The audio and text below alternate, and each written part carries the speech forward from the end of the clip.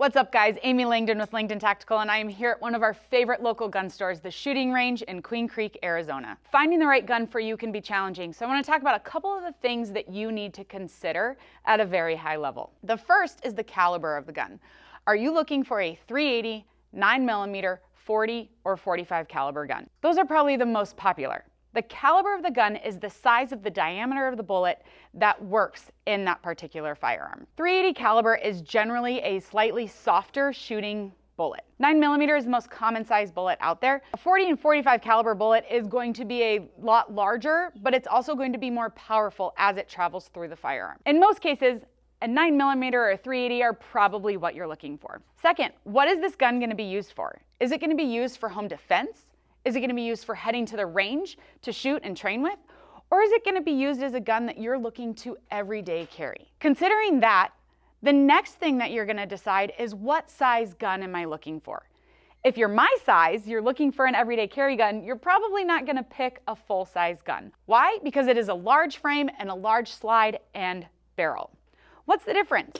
When it comes to size, a full-size gun is going to have a longer frame, oftentimes a bigger grip, and a longer slide and barrel. A compact gun, my particular favorite, the PX4 Compact, is going to have a shorter frame. It's going to have a little bit different grip or potentially a customizable grip, and then also a shorter slide and barrel. What that means is when I go to conceal this gun, it's going to be slightly smaller and likely fit in a concealed carry position a little bit better. The third most popular size is going to be a micro compact gun that has a significantly smaller frame and a smaller slide and barrel. Some of the biggest things to understand when it comes to size of the gun is how the gun operates. A full-size gun is generally going to recoil less. What that means is that when you pull the trigger and the gun goes bang, the recoil is how the gun is going to react on firing and then settle back down in your hands. A full-size gun is going to recoil less because the gun is heavier. The slide is often heavier, so when that bullet travels through and the gun settles, it's going to be what we call a little bit softer shooting because you're not going to notice it in your hands as much. A compact gun is often going to have a little bit more recoil. Why I love the PX4 Compact is while it's a polymer frame, the slide is actually heavier. There's a little bit more mass on the slide. It's heavier, so when the gun goes bang, it settles a little bit faster than some other compact guns on the market. A micro compact gun, while it's great, it's cute, and it's small, and it's often easier to carry, whether it's for on-body or off-body, it is going to be the snappiest of them all in 9mm and .380. That's not a bad thing. It's just something you need to understand when you're making that decision on finding the right gun for you. The last thing you want to consider is, does it fit your hand? What size hands do you have? If you have smaller hands, a smaller micro compact gun is going to be a little bit easier because you're going to be able to get your hand around the gun and get that support hand up on the gun as well. That being said, I have a strong size medium, almost large hand.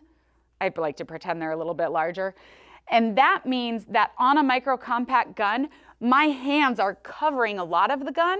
So that may mean that I have to get certain parts of my hand out of the way when I shoot that gun.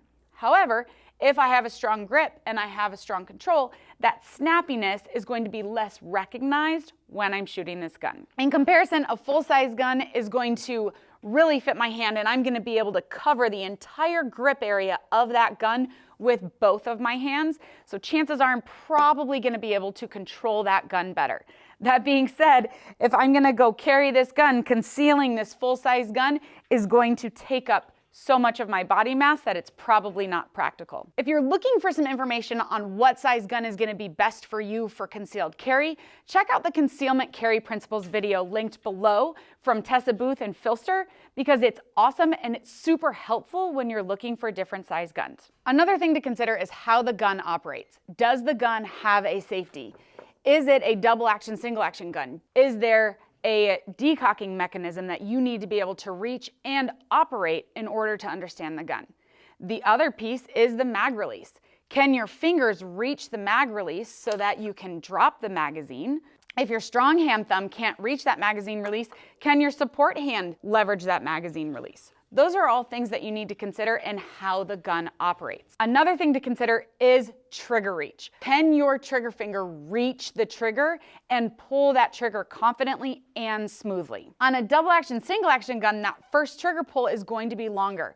So you're going to have a longer trigger pull, which means the reach of your trigger finger has to fit on that trigger all the way. In single action, you're going to have less trigger reach because the trigger is going to be further back. In a striker-fired gun, like a Glock, that trigger reach and pull is not going to change. It's going to be consistent and the same for every trigger pull. Understanding how your hand fits on that gun includes your trigger finger. So that is definitely something that you want to test out when you head to your local gun store and rent a couple guns to see what you want before you buy your firearm. If you have any questions, drop them below. We're happy to help.